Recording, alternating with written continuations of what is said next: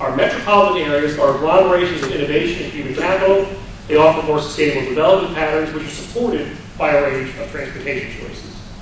So while metropolitan areas account for only 12% of the landmass, they are where 72% of the seaport tonnage arrives and departs, where 78% of our interstate miles are traveled, where 92% of the air passengers and the transit miles are ridden, and 93% of rail passengers board.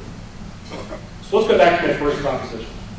Our major metros concentrate on key transportation functions, as they do on so many other areas of national priorities. But the important roles that metros play has come at some real costs that are challenging the nation. And they are where some of the country's most vexing transportation challenges converge.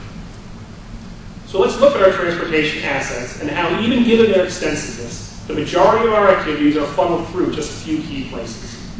Our metros are the heart of a new system of international and domestic trade, commerce, and travel. Our top 15 ports alone, like New York, New Jersey, Oakland, Hampton Roads, move over 73% of the value of international freight that reaches our stores, businesses, and our homes. Similarly, our busiest airports that transfer freight are primarily concentrated in the largest metro areas. 66% of it through the top 15 airports alone, like JFK, Memphis, and Miami. But more than just freight, 340 million passengers also move through the 15 largest airports every year. So when including the top hubs for surface traffic from trucks, we see that the top gateways, which will come up in a minute, for both passengers and goods, are highly concentrated in our nation's largest metropolitan areas.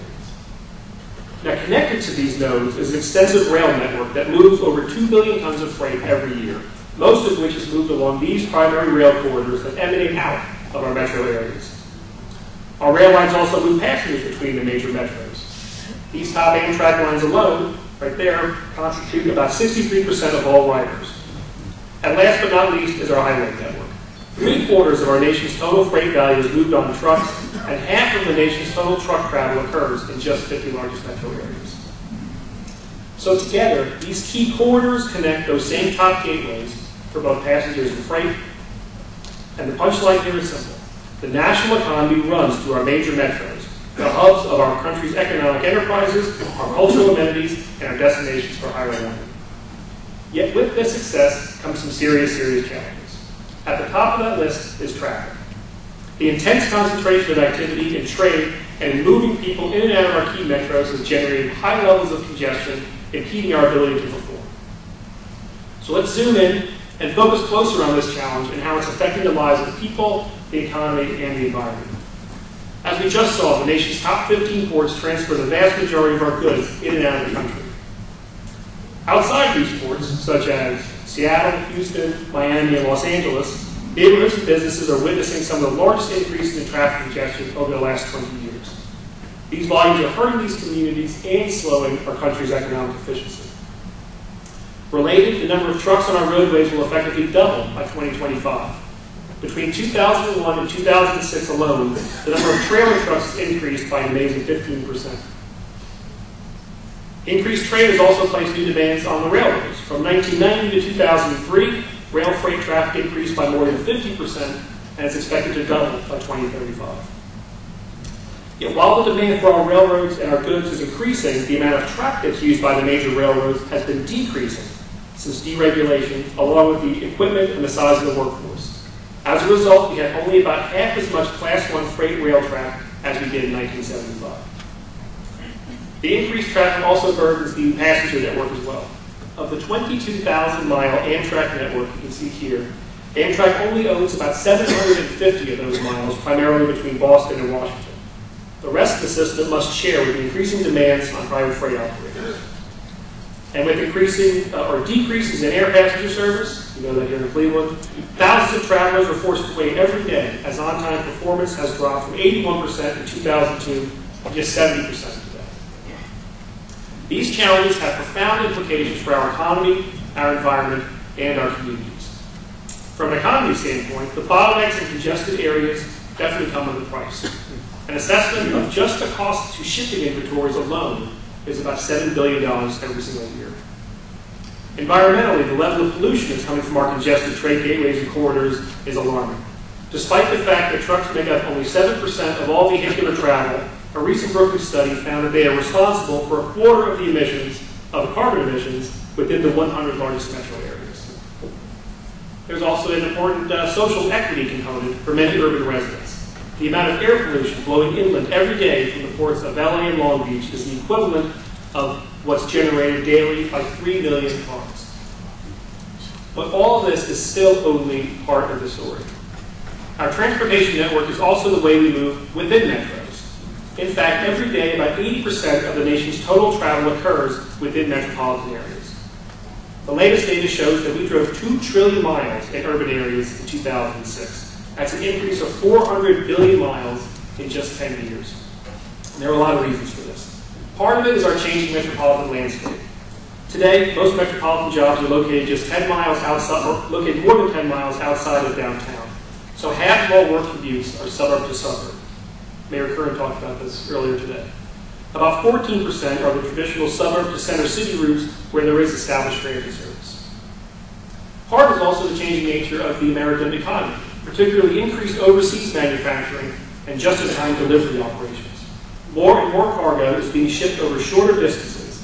In fact, 2/3 of truck traffic travels less than 100 miles.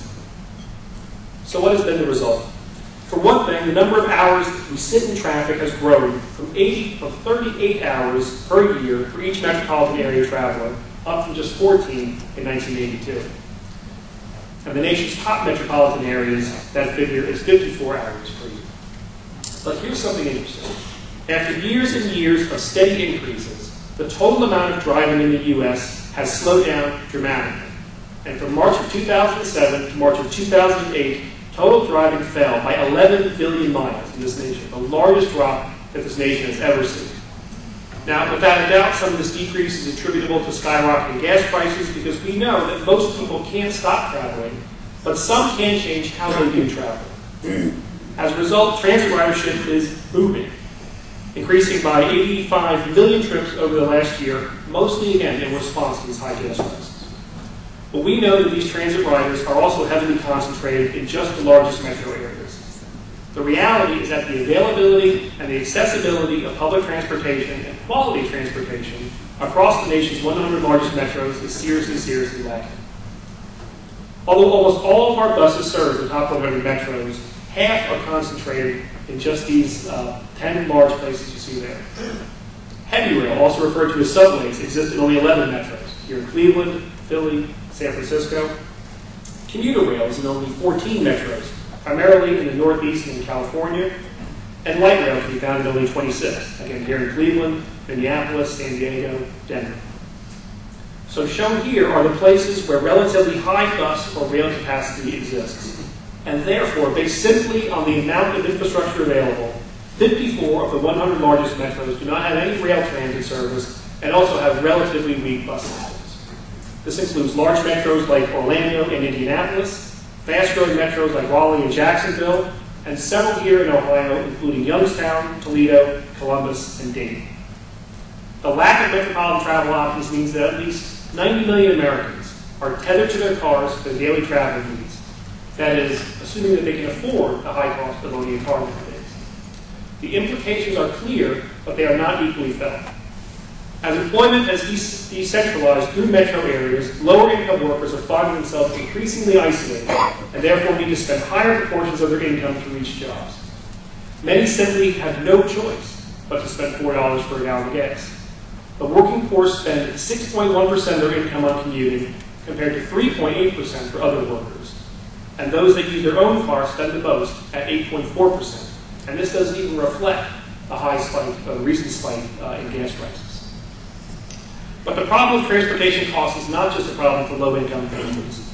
Household spending on transportation has risen across the board, and it is now the second largest expense for most American households, eating up more than 19% out of every dollar.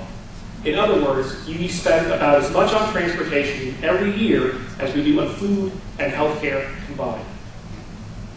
Economically, we also lose time sitting in traffic. And that time, plus the cost of fuel that we waste, is costing our country an estimated $78 billion every single year, and is a disproportionate problem for the nation's largest places. Just the 3 largest metros alone, LA, Chicago, and New York, account for a quarter of the total congestion.